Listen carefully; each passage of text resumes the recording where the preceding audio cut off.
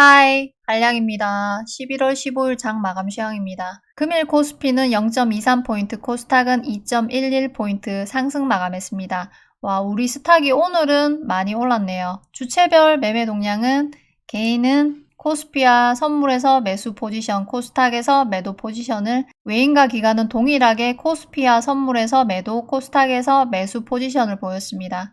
코스피에서 외인 매물이 나오고 코스닥에서 외인이 사들이는 모습이네요.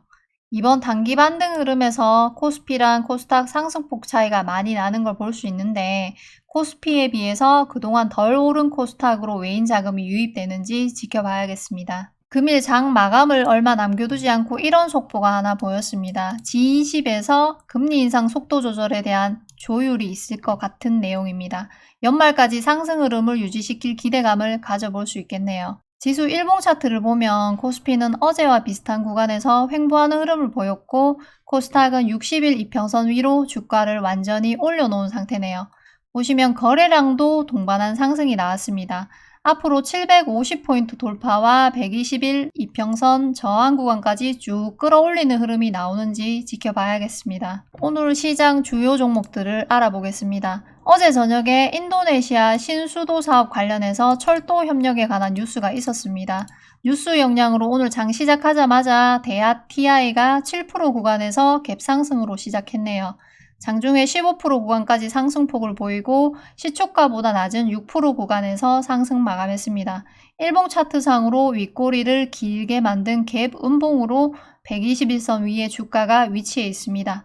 거래대금은 640억 정도로 최근 중에 가장 많은 거래대금이 발생했네요. 특수건설, 푸른기술, 대오AL 등등 다른 철도 관련 종목들도 장중 어느 정도 상승폭을 보였습니다. 오늘 서현이 상한가 마감했습니다. 장중에 어떤 명분으로 오르는 건지 HTS 뉴스가 안 나오더라고요. 네이버에 검색해보니까 윤석열 대통령이 이번 해외 순방에서 각종 MOU를 체결한 것에 대한 성공적인 해외 순방이라고 평가하면서 과거 윤석열 대통령 관련주였던 서현이 상승했다는 해석들이 있었네요. 거래대금은 470억 정도 발생했고, 서현뿐만 아니라 서현이와 서현탄메탈도 장중에 상승 흐름을 보여주었습니다. 상승 지속성을 가지는 명분인지를 잘 생각해야겠네요. 현대차가 인도네시아 신수도 사업에서 드론 택시, 무인 항공기 등 미래 항공 모빌리티 시장을 공략한다는 재료 역량으로 PC 디렉트가 700억 가까이 거래되면서 26% 구간에서 상승 마감했습니다. 60일 이평선까지 돌파한 모습인데 120일 이평선까지 공간이 많이 남아있네요.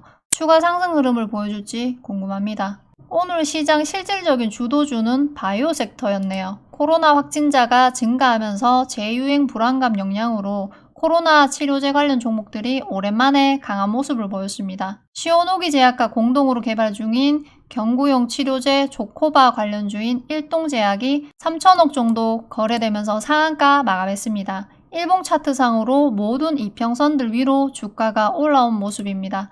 일동제약과 항상 같은 흐름을 보이는 일동홀딩스도 790억 정도 거래대금이 발생하면서 상한가 마감했네요. 코로나 치료제 피라맥스 관련주인 신풍제약은 오늘도 2,300억 정도 거래대금이 발생하면서 10% 구간에서 상승 마감했습니다.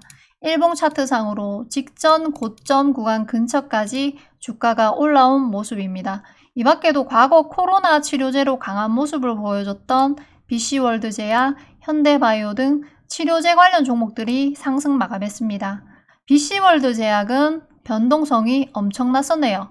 일봉 차트가 무슨 분봉 차트처럼 느껴집니다. 어제 FTX 사태 영향으로 큰 하락폭을 보여줬던 위메이드, 컴투스 홀딩스, 네오이즈 홀딩스 등 게임 관련 종목들이 오늘은 반등이 나왔습니다. 네오이즈 홀딩스가 가장 탄력 있는 반등이 나왔네요. 개인적인 관점으로 대부분의 종목들이 최근에 만들어 놓은 흐름을 유지하려는 위치까지 회복을 보여줬다고 생각하는데, 컴투스는 빠른 시간 안에 추가 상승이 나오면서 이 가격대 안으로 복귀하지 못하면 이 구간이 저항으로 작용할 것 같네요. 대성창투가 장중에 두 가지 재료를 연달아 터뜨리면서 상승하는 모습을 보였습니다. 첫 번째는 대성창투가 투자한 게임 개발사 시프트업이 상장을 위한 IPO를 추진한다는 재료였고, 두 번째는 사우디 투자청이 시프트업 본사를 방문해서 앞으로 다양한 협업 가능성에 대해 논의했다는 재료가 있었네요. 최근 시프트업이 개발한 승리의 여신 니케가 5일 연속 구글 매출 1위를 기록하고 있습니다. 독보적 1위를 유지하던 리니지에게 이렇게 장시간 동안 1위를 다시 뺏기지 않은 게임은 오랜만인 것 같네요. 오늘 1200억 정도 거래대금이 발생하면서 10% 구간에서 상승 마감했습니다. 일봉 차트상으로 앞에 만들어 놓은 고점 구간을 돌파시켜 놓고 마감한 모습입니다. 분봉 차트를 보면 제주은행 11월 4일과 비슷한 관점으로 봐도 될 것 같은 흐름이라 생각합니다. 11월 4일 마감 시황 영상에서도 잠깐 공유했던 관점인데 전날 갭을 띄어서 쭉 밀리면서 음봉으로 마감하는 경우 한 번의 기술적 반등도 없이 밀리는 흐름이 나온다면, 그리고 밀리는 와중에 의미 있는 거래량이 발생하지 않는다면 다음날 거래대금이 발생하면서 전날 음봉만큼의 하락폭을 장악하는 상승 흐름이 나올 수도 있다는 관점입니다. 대성창투 분봉 차트를 보면 장 초반에 갭을 띄우는 구간에서만 거래대금이 발생했습니다. 그 뒤로 반발 매수세를 보일 만한 거래대금 없이 하루 종일 눌리는 흐름을 만들면서 음봉으로 마감했습니다. 그리고 오늘 일정 구간에서 흐름을 유지하다가 뉴스와 함께 의미 있는 거래대금이 나오면서 어제 만들어 놓은 고점을 전부 장악하는 상승 흐름을 보여줬습니다.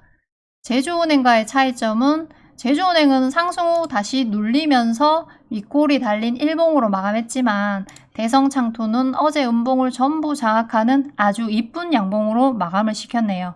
입고수 방구석 트레이더인 저는 일본 캔들의 패턴과 오늘 발생한 거래대금 그리고 재료의 연속성 등을 생각해 봤을 때 앞으로 추가 상승이 나올 가능성이 있다고 생각하고 있습니다.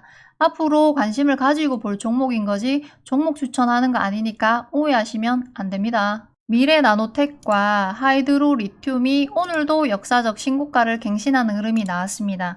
일봉상 정배열을 유지하면서 계속 상승 흐름을 만들고 있는데 최근 금량이 보여줬던 거래대금 실리는 음봉이 나오는 흐름을 조심하면서 접근해야 할 것 같습니다. 새로운 리튬 관련주인 지에넌 에너지는 오늘부터 30분 단일가 거래가 시작됐네요. 금요일부터 정상 거래가 진행되니 참고하시기 바랍니다.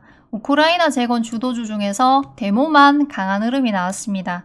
2100억 정도 거래대금이 발생하면서 9% 구간에서 상승 마감했는데 장중 18% 구간까지 상승폭을 보여주면서 역사적 신고가를 갱신하는 흐름이 나왔네요.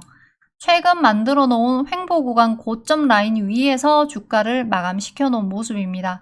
5일선 각도를 유지하면서 다시 상승 흐름을 만들어갈지 궁금하네요. 대한전선, 코롱글로벌, 한미글로벌, 유신, 히림 등 네옴 관련 주도주들은 오늘도 하락 조정 흐름을 이어가고 있습니다.